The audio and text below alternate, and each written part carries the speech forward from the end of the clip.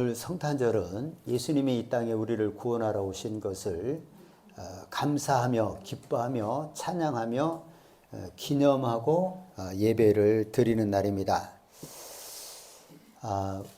그 천사가 처음 예수님의 탄생을 그 사람들에게 전할 때 뭐라고 얘기를 합니까? 온 백성에게 미칠 큰 기쁨의 좋은 소식을 너희에게 전하노라. 이렇게 천사가 얘기를 했습니다. 예수님이 이 땅에 오신 것은 모든 사람에게 해당되는 큰 기쁨의 좋은 소식이에요. 이보다 좋은 소식이 있을 수가 없습니다. 그래서 예수님이 오신 날이 그런 날인데, 이제 시간이 흘러가고 세월이 흘러가다가 보면은 사람들이 자꾸 변해요. 우리는 예수님이 우리를 구원하러 이 땅에 오신 것이 감사하고 기쁜 것인데, 사람들은 다 이렇게 생각을 합니다. 또 예수 믿지 않은 사람은 뭐가 뭔지를 몰라요. 그래서 예수 믿지 않는 사람들은 무엇을 하느냐? 보니까 이날에 자기 기쁨을 얻으려고 하는 거예요. 자기 기쁨을 얻는데 그 방법은 뭡니까? 돈을 쓰는 거예요. 예, 돈을 쓰고 소비를 함으로 기쁨을 얻으려고 하는 거예요. 그래서 여러분, 우리는 이 성탄절을 잘 그 의미를 살펴야 되는 겁니다. 그러니까 세상을 보니까 세상 사람들은 다 돈으로 자기의 기쁨을 찾으려고 하는 거예요. 그러니까 우리가 그것을 보면 어떤 생각이 들까요? 돈을 안 쓰는 사람은 낙심이 됩니다. 아주 성탄절을 아주 정해놓고 돈을 쓰는 거예요. 선물을 주고받고,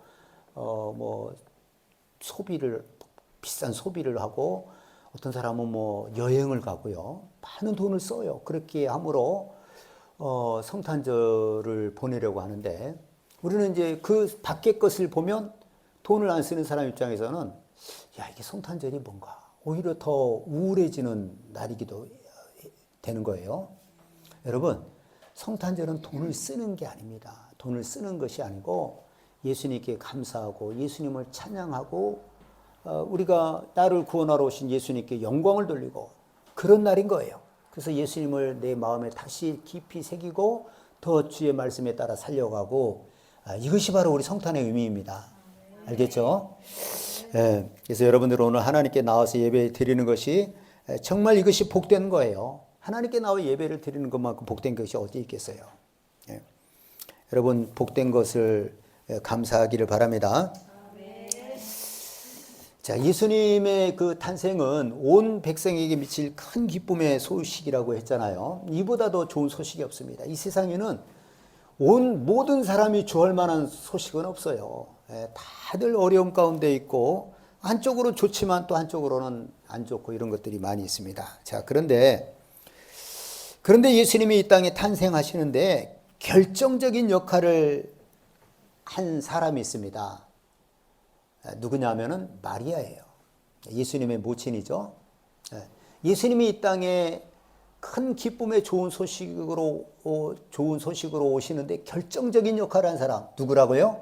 예수님의 모친 마리아입니다. 예수님은 하나님의 아들로 죄가 없으신 분입니다. 죄가 없으신 예수님이 온 인류의 죄를 대신해서 십자가에 지고 죽으시기 위해서 이 세상에 이제 오신 거예요. 오셨는데 예수님은 이 땅에 오실 때에 아담의 후손으로 오면 안 됩니다. 왜 아담의 후손으로 오면 안 돼요? 아담은 죄인입니다. 아담은 죄인이에요. 아담의 죄로 또 그리고 이 세상은 모든 사람이 다 죄인이 되어버렸어요. 그래서 예수님은 이 땅에 오시는데 아담의 후손으로 오면 그래서 안 되는 겁니다. 로마서 5장 19절에 보면 한 사람이 순종하지 아니함으로 많은 사람이 죄인 된 것 같이 한 사람이 순종하심으로 많은 사람이 의인이 되리라. 아담 한 사람이 순종하지 않으므로 모든 사람이 죄인이 되어버렸어요. 그러니 예수님이 아담의 후손으로 오면 안 됐잖아요. 이 아담의 후손으로 왔다 이 말은 예수님도 죄인이 되는 거예요. 그래서 이렇게 모든 사람이 죄인이기 때문에 예수님은 아담의 후손으로 와서는 안 된다는 것입니다. 근데 여러분, 이 세상에는 아담의 후손이 아닌 사람이 있어요, 없어요? 다 죄인이잖아요. 예수님이 이 땅에 오시긴 오셔야 되는데 아담의 후손으로 오면 안 돼요. 왜? 다 죄인이기 때문에 아담을 따라서 다 죄인이 됐단 말이에요. 그래서 아담의 후손으로 와서는 안 되는 것입니다. 오시긴 오셔야 되는데 기록된 바 의인은 없나니 하나도 없으며 깨닫는 자도 없고 하나님을 찾는 자도 없고 다 치우쳐 함께 무익하게 되고 선을 행하는 자는 없나니 하나도 없도다. 모두가 죄인입니다. 예수님이 이 땅에 오셔야 돼요. 그럼 예수님은 어떻게 오셔야 되는 겁니까? 어떻게 오셔야 돼요? 자, 오늘 우리가 이제 중요한 사람이 예수님이 이 땅에 오시는데 아주 중요한 역할을 한 사람이 마리아라고 그랬어요. 자, 그럼 물어요. 마리아는 죄인이에요, 아니에요? 마리아도 죄인입니다. 아담의 씨기 때문에. 예. 마리아도 죄인입니다. 우리와 똑같은 죄인입니다. 근데 예수님은 왜 마리아에게서 태어났어요? 그럼 예수님이 마리아에게서 태어나면 마리아가 죄인이니까 예수님도 죄인이 되는 겁니까? 우리가 이것을 오늘 잘 이해를 했으면 합니다. 여러분, 남자와 여자가 똑같은 죄인이지만 남자가 그 사람의 대표입니다. 그래서 죄의 유전은 남자로 말미암는 거예요. 남자로. 네? 똑같은 죄인이에요. 그런데 남자가 사람의 대표입니다. 먼저 하나님이 남자를 만들고 남자의 갈빗대를 취해서 여자를 만들었잖아요. 그러니까 남자가 사람의 대표예요. 그래서 죄의 유전이라고 하는 것은 남자로 말미암는 겁니다. 여러분, 이 세상에 아담의 씨로 말미암지 않은 사람이 있어요? 없죠. 네. 예수님이 마리아의 몸을 빌려서 태어난 것은 여자의 그 죄는 여자는 죄를 유전하지 않기 때문에 그런 거예요.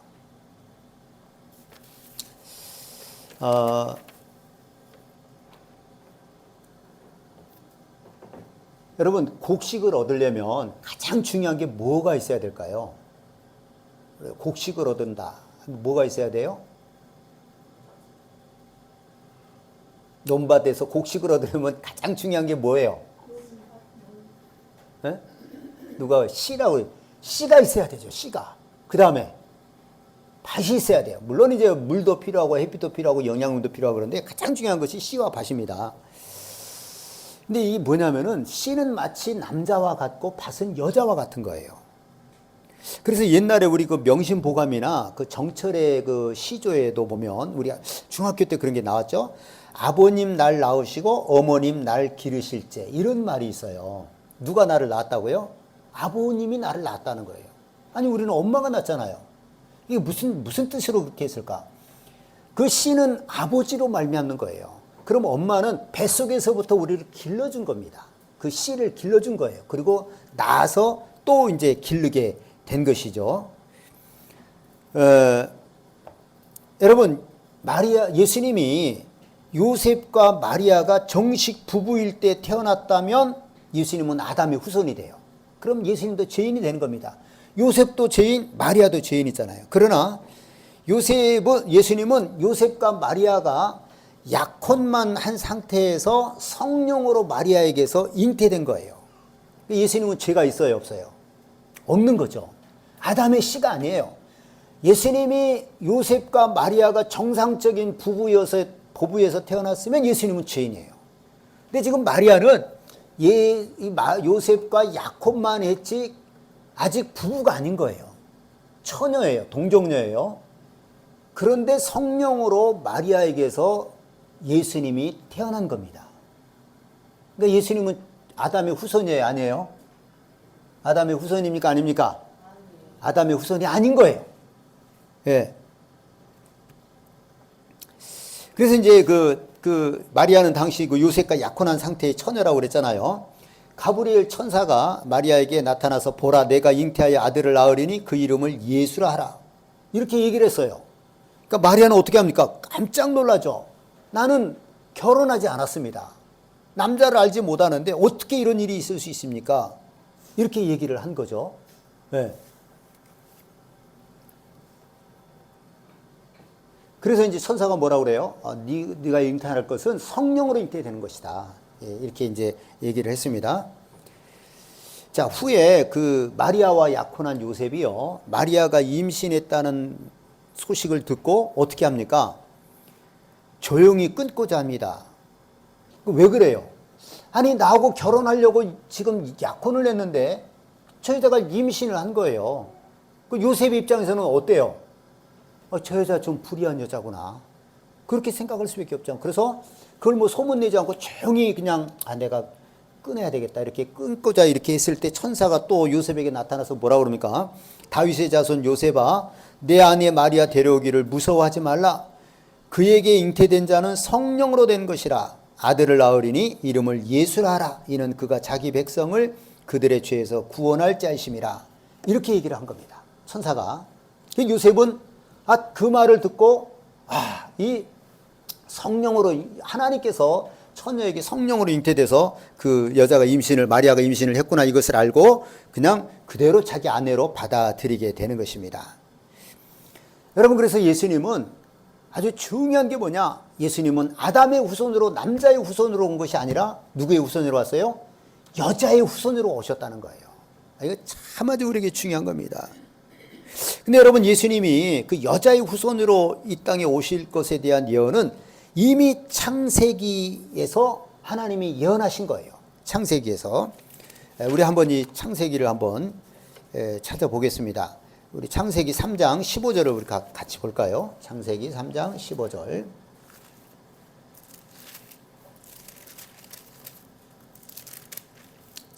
창세기 3장 15절을 보겠습니다. 하나님이 그 뱀에게 이제 저주를 하신 거예요. 자, 같이 합독합니다. 시작. 내가 너로 여자와 원수가 되게 하고 내 후손도 여자의 후손과 원수가 되게 하리니 여자의 후손은 내 머리를 상하게 할 것이요 너는 그의 발꿈치를 상하게 할 것이니라 하시고. 아멘. 자, 여러분 이제 하나님이 아담과 하와에게 선악을 동산 모든 나무 열매는 네가 임으로 먹되 동산 중앙에 있는 선악을 알게 하는 나무는 먹지 마라. 이렇게 하나님 말씀. 먹으면 너 죽는다. 나하고 끊어진다. 이렇게 이제 말씀하셨잖아요. 그런데 이제 마귀가 뱀에게 들어가서 하와를 유혹합니다. 네가 먹으면 너 죽지 않는다. 너 하나님 같이 된다. 그러니까 하와가 그 유혹에 넘어가서 선악과를 따먹어요. 따먹고 자기 남편 아담에게도 그 선악과를 주어서 먹게 합니다. 그러니까 이제 그들이 하나님과 단절돼 버린 거예요. 그러니까 하나님 오시는데 벌써 두려워 숨고 이렇게 두려워하잖아요. 그래서 너 왜 숨느냐? 그랬더니 아담이 하나님이 내게 준 그 여자가 먹게 해서 내가 주어서 먹었습니다. 너 왜 먹었느냐? 뱀이 나에게 유혹해서 그것을 먹게 해서 내가 먹었습니다. 그래서 이제 하나님이 뱀에게 저주를 한 거예요. 뱀에게 저주한 게 뭡니까? 너로 여자와 원수가 되게 하고 내 후손도 여자의 후손과 원수가 되게 하리니 여자의 후손은 내 머리를 상하게 할 것이요 너는 그의 발꿈치를 상하게 할 것이니라 하시고. 여기서 내 후손도 여자의 후손과 원수가 되게 하고 할 때 여자의 후손이 누구예요? 누굴까요? 누구예요? 아담이 여자의 후손이에요? 아담은 하나님이 직접 만들었잖아요. 여기서 여자의 후손은 누구예요? 크게 얘기해요. 뭐예요? 예? 누구? 예수님이죠. 예? 이거 굉장히 중요한 거예요. 너는 여자와 앞으로 원수가 되겠고 여자의 후손도 너의 후손과 원수가 될 것이다. 마귀와 여자의 후손은 예수님이에요. 그래서 여자의 후손은 내 머리를 상하게 할 것이요 너는 그의 발꿈치를 상하게 할 것이니라. 그러니까 마귀가 예수님을 죽이려고 십자가 그 악한 자들을 충동질해서 예수님을 십자가를 못 박히잖아요. 그게 바로 마귀가 예수님의 발꿈치를 무는 겁니다. 근데 여러분 발꿈치라고 하는 게 아주 둔한 부분이 발꿈치잖아요. 그러니까 상해를 입히고자 했지만 입히지 않는 거예요. 그리고 여자의 후손은 내 머리를 상하게 한다. 머리를 그냥 자르거나 눌러버리면 다 죽는 거예요. 네. 예수님이 부활하심으로 마귀를 심판한 것을 말하는 겁니다. 여기서 말하는 여자의 후손은 바로 예수님을 말하는 거예요. 여자의 후손과 내가 원수가 된다. 예수님과 그 마귀가 원수가 되는 거예요. 네? 그래서 이 세상의 유일한 여자의 후손은 누구예요? 예수님이시라는 거예요. 그러니까 이 세상에는 두 종류의 사람이 있어요. 어떤 사람이냐? 하나는 아담의 씨입니다. 모든 사람이 아담의 씨죠. 아담의 씨라는 말은 남자의 후손이에요. 남자의 후손. 그럼 여자의 후손은 아담의 씨를 받지 않고 이 세상에 온 사람은 누구예요? 오직 예수님. 그렇죠? 예수님은 동정녀 마리아에게 성령으로 잉태되어 이 땅에 오신 것입니다. 예수님은 정상적인 가정에서 오셨다고 하면 남자의 씨를 받으면 예수님은 죄인이 되는 거예요. 그래서 예수님은 성령으로 마리아에게 잉태되어서 여자의 후손으로 이 땅에 오셨다는 거예요. 아시겠죠? 이 세상에는 남자의 후손과 여자의 후손 둘밖에 없어요. 여자의 후손은 단 한 분, 오직 예수님밖에 없는 거예요. 여자의 후손이라는 말은 뭐예요? 아담의 죄가 유전되지 않았다 이거예요. 그냥 마리아도 죄인이긴 하지만은 여자의 죄가 유전되지 않기 때문에 마리아의 몸을 빌려서 예수님은 이 땅에 오셨다는 것입니다. 이해가 되시죠? 예, 예수님은 여자의 후손으로 오셨어요. 예수님은 여자의 후손으로 오셔야 되기 때문에 아직 결혼하지 않는 마리아를 통해서 오신 것입니다. 자, 이제 우리가 생각해야 될 것은, 그러면 네가 아들을 낳으니 천사가 이름을 예수라라 했을 때 마리아에게 있어서는 뭐가 이게 문제가 되냐면은, 만약 마리아가 아직 결혼하지 않았는데 처녀인데 임신을 하게 되면 그것을 누가 보증을 서주냐 이거예요. 보증을 서줄 사람이 있어요, 없어요? 사람은 없는 거예요. 그렇죠? 그러면 이스라엘에서 만약에 처녀가 임신을 했다. 그럼 이스라엘 사람들이 볼 때는 저건 뭐예요? 저거는 간음을 행한 거예요. 간음을 행한 겁니다. 그럼 어떻게 해야 돼요? 돌에 맞아 죽는 거예요. 네? 그러니까 마리아가 그 천사의 말을 듣고 네가 아들을 낳으리니 이름을 예수라라 그 말을 듣고 나는 남자를 알지 못하는데 어떻게 이런 일이 있습니까? 아니다. 성령으로 잉태될 것이다. 그때 예수님이 마리아가 뭐 주의 계집증이오니 그 말씀이 내게 이루어지리이다. 이렇게 얘기를 합니다. 이 마리아의 고백이 그냥 할 수 있는 말이 아닌 거예요. 죽는 거예요. 죽어요. 돌에 맞아 죽는 거예요. 아니 처녀가 이 아기를 낳았다? 방법이 없잖아요. 저건 부부가 없는데 남편이 없는데 어떻게 아기를 낳냐? 저건 간음이다 해서 돌에 맞아 죽을 수밖에 없어요. 그런데 마리아는 그것을 그대로 받아들였다는 겁니다. 그 말씀이 내게 이루어지기를 원하나이다. 그러니까 마리아 입장에서는 죽을 각오를 하고 그 천사의 말을 받아들인 거예요. 알겠죠? 예. 네. 그러니까 돌에 맞아 죽을 수 있는 것이 바로 현실인데, 그럼에도 불구하고 마리아는 하나님의 말씀이 내게 이루어지리다. 그러니까 하나님이 말씀하실 때 그것을 순종했다는 겁니다. 나 그렇게 하겠습니다. 그러면은 돌에 맞아 죽을 수 있어요. 그렇게 하겠습니다. 예. 그 아까도 잠깐 얘기했지만, 그럼 요셉이 이제 문제는 요셉이잖아요. 요셉은 어떻게 합니까? 조용히 아까 끊고자 했다고 그랬잖아요. 근데 그 밤에 천사가 나타나서 요셉아 아브라함의 자손아 너는 그 데려오기를 무서워하지 마라. 성령으로 잉태된 것이다. 그 말을 듣고 요셉은 마리아를 데리고 이제 그 아내를 삼고, 헤롯이 예수님이 태어난다는 것을 헤롯이 동방박사를 통해 알고 나서 애를 다 죽이잖아요. 2살 이하의 아이를. 그러니까 예수 또 천사가 애굽으로 피해라니까 애굽으로 이제 피하게 됐던 것입니다. 자, 여러분, 우리가 이제 지난주 말씀에서 예수님은 포도나무요, 우리는 그에게 붙어 있는 가지라고 했습니다. 하나님은 농부가 되시고요. 그래서 하나님은 포도나무 대신 예수님을 통해서 우리가 예수님께 붙어 있어서 가진 우리가 예수님께 포도나무 대신 예수님께 붙어 있어서 많은 열매를 맺기를 원한다고 그랬잖아요. 예. 근데 우리가 예수님께 붙어 있는 방법은 뭐예요? 딱 하나밖에 없어요. 뭡니까? 예수님께 붙어 있는 방법은 뭐예요? 하나님의 예수님의 말씀에 순종하는 거예요. 그거 외에는 방법이 없어요. 내가 너희 안에 너희가 내 안에 있으면 이 사람은 과실을 많이 맺나니 그랬는데, 예수님과 우리가 연결될 수 있는 딱 하나의 방법은 하나님의 예수님의 말씀에 순종하는 것밖에 없습니다. 예.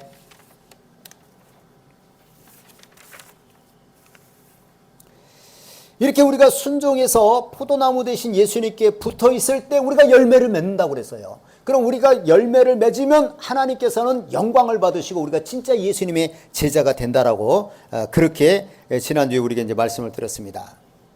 여러분, 그래서 우리가 주님께 붙어 있기만 하면 열매를 맺는 거예요. 그러니까 주님께 붙어 있는 건 그런데 뭐라고요? 주님의 말씀에 순종하는 겁니다. 그게 주님께 붙어 있는 거예요. 주님의 말씀에 순종하면 주님께 붙어 있는 것이고, 주님께 붙어 있으면 절로 과실을 맺는 거예요. 근데 주님께 붙어 있는 방법은 뭐라고요?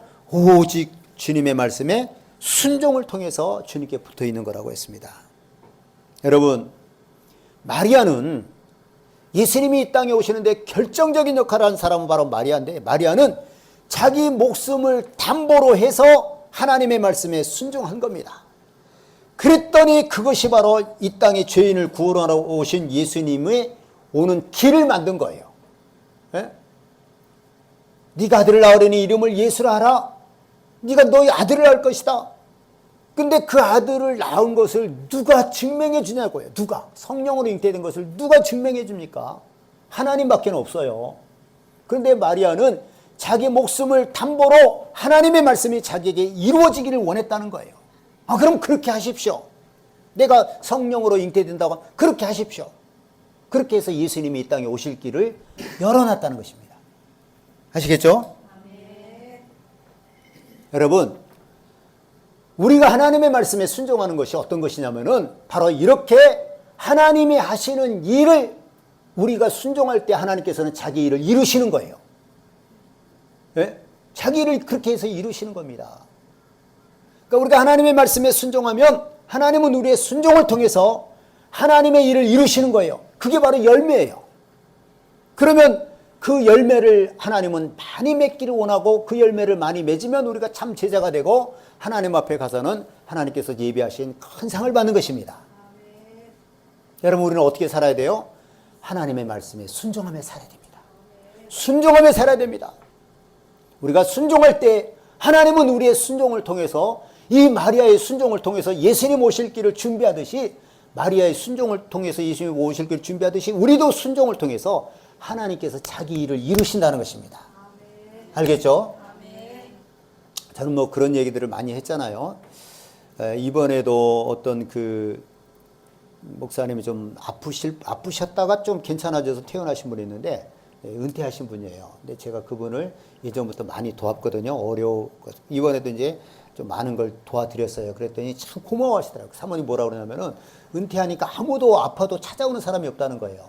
근데 제가 이렇게 많이 드리니까 너무 고맙다고 하는데, 제가 그 가난한 자를 불쌍히 여기는 마음을 갖고 그분의 그 조금 위로를 주고자 했던 그런 것이 하나님께서 쓰시는 겁니다. 알겠죠? 그 사모님이 전에는 그런 말씀을 하셨어요.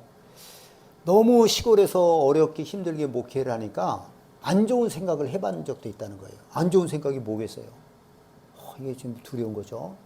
네?